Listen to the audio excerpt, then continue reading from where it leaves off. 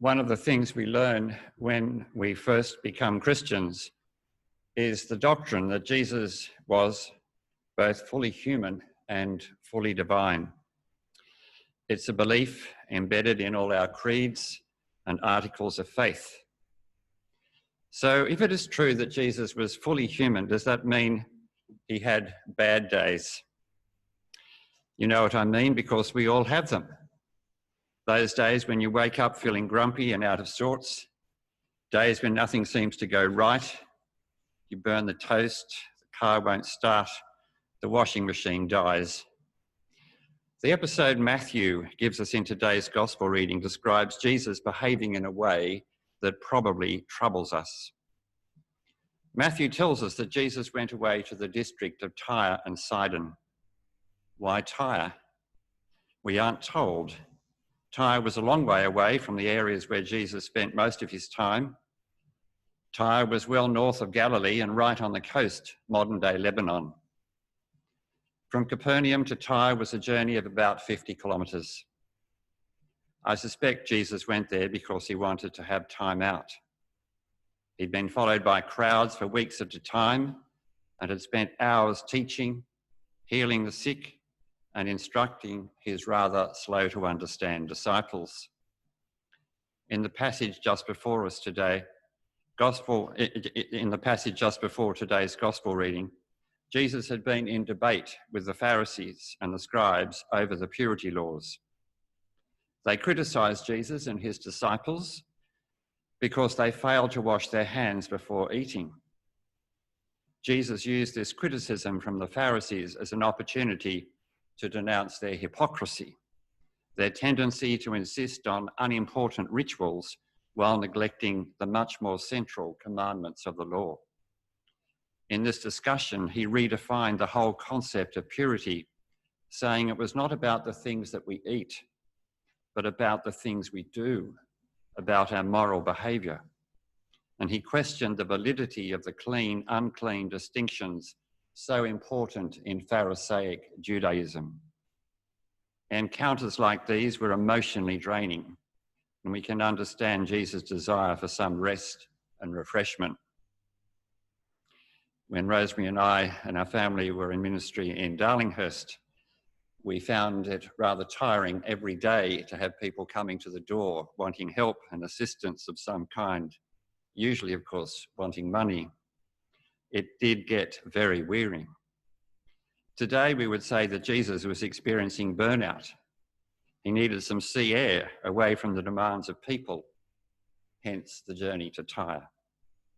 But Jesus could not escape notice.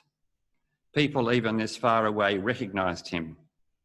A Canaanite woman from the area whose daughter was seriously disturbed comes to Jesus and starts shouting, pleading with him to heal her daughter. At first, he ignores her.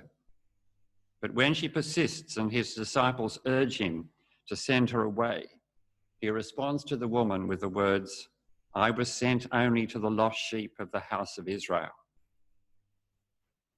Up to this point in Jesus' ministry, his audience has been Jews, children of Abraham, inheritors of the promises of God. From a Jewish perspective, this woman is a complete outsider with none of the privileges of God's people. Indeed, she is not just a foreigner, but a Canaanite. Of all the Gentiles, the greatest animosity was reserved for the Canaanites, for they were one of Israel's ancient enemies. But the woman is not deterred by Jesus' words, and she comes and kneels before him with a poignant response, "Lord, help me." Jesus' response to this distraught woman is deeply disturbing. He says it is not fair to take the children's food and throw it to the dogs. Over the centuries, various commentators have tried to soften these words of Jesus. The normally helpful Barclay wrote, "The smile on Jesus' face and the compassion in his eyes rob the words of all insult and bitterness." No, I don't think so. These words were harsh, and the woman would have felt the hurt. John Chrysostom proposed that Jesus was just testing her and that he knew that she would persevere in her request so he could then praise her. Again, I fail to be convinced. At the very least, Jesus has used a metaphor that is insulting, as it identifies the woman and her ethnic group with dogs, and the lost sheep of Israel with the children of the household. Gentile dogs was a common racial slur, reinforcing the division between Jew and Gentile.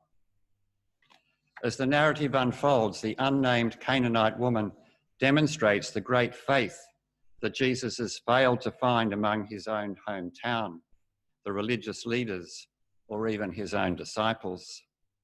She addresses Jesus with the Christological titles of Lord and Son of David. She kneels before him, a word that is often translated as worship. She does not deny the distinctive place and priority of the lost sheep of Israel, but she claims a place at the table of God's blessing as well. Her response, "Yes, Lord, yet even the dogs eat the crumbs that fall from their master's table," is both clever and incisive.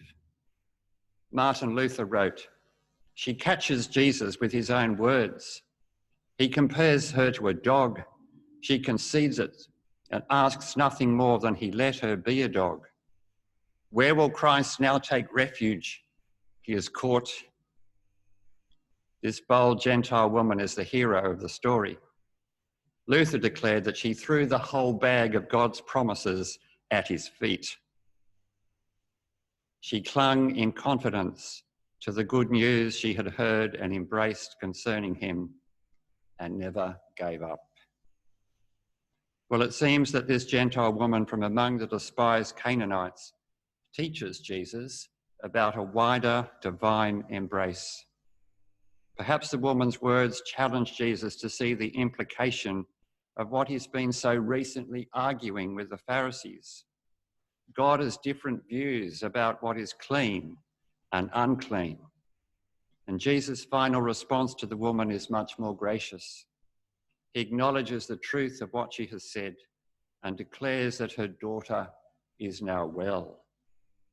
Matthew's narrative brings together both the humanity and the divinity of Jesus. The same Jesus who loses the argument with an unnamed woman can cure her daughter with a word. The story reveals Jesus crossing boundaries of geography, race, gender, and theology. The circle Jesus drew around the lost sheep of Israel is now expanding as he crosses the line into Gentile territory and encounters this Gentile woman whose faith is so great. Matthew, of course, was writing to a predominantly Jewish community, and they would have heard in this story an affirmation of the mission to the Gentiles at a time when tensions between Jew and Gentile were escalating.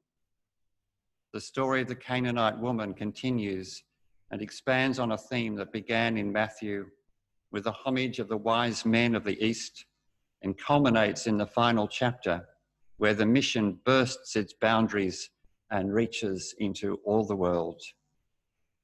So in today's gospel, we see Jesus in both his humanity and his divinity. Matthew places both side by side. If he's allowed us to see Jesus at his most difficult in his response to the Canaanite woman, we should pause before we cast judgment, for all of us have been guilty at times of far greater prejudice. The history of the church throughout the centuries has often been marred by intolerance, prejudice, and discrimination, and we are not free of it in the modern era. The barriers Jesus crossed in the course of a day are barriers we still wrestle with every day. So may God give us the grace to show Christ's compassion to all without distinction. Let me conclude with the prayer that we know as the prayer of humble access, written by Cranmer, but inspired by the words of the Canaanite woman 2,000 years ago. We do not presume to come to your table, merciful Lord, trusting in our own righteousness, but in your manifold and great mercies. We are not worthy so much as to gather up the crumbs under your table, but you are the same Lord whose nature is always to have mercy. Grant us, therefore, gracious Lord, so to eat the flesh of your dear Son, Jesus Christ, and to drink his blood, that we may evermore dwell in him and he in us. Amen.